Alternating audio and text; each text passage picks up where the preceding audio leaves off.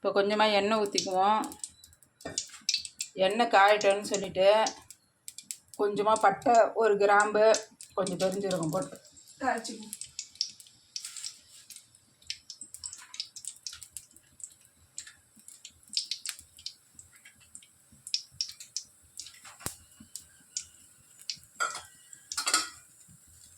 இப்போ இது பட்டை வெடிக்கிட்டோன்னு சொல்லிவிட்டு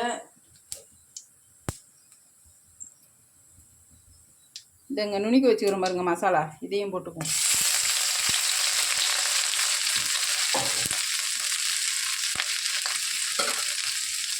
இது நல்லா இந்த பச்சை வாசம் போகிற அளவுக்கு வதக்கிட்டு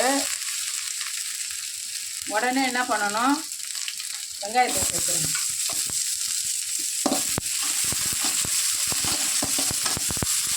வெங்காயம் நல்லா வதங்கணும்னு வச்சுக்கோங்களேன். டக்குன்னு நம்ம உப்பையும் சேர்த்துக்கணும்.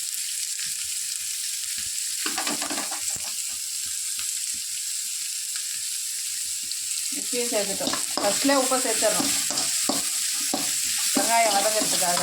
வெங்காயம் நல்லா வதங்கணும்.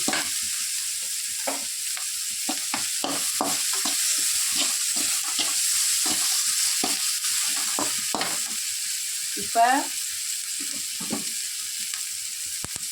கொஞ்சமாக மஞ்சள் சேர்த்துக்கேன். கொஞ்சமாக மிளகாத்தூளும் சேர்த்துக்கேன்.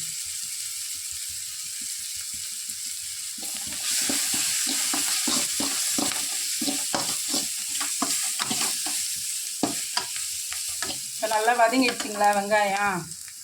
இந்த ஸ்டேஜில் பச்சை மிளகாயை சேர்த்து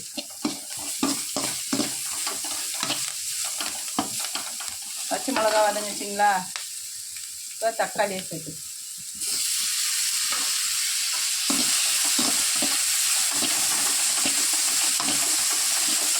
இப்போ தக்காளி நல்லா வதங்கணும். தனித்தனியாக இருக்கக்கூடாது, தக்காளி அப்படியே குழையணும்.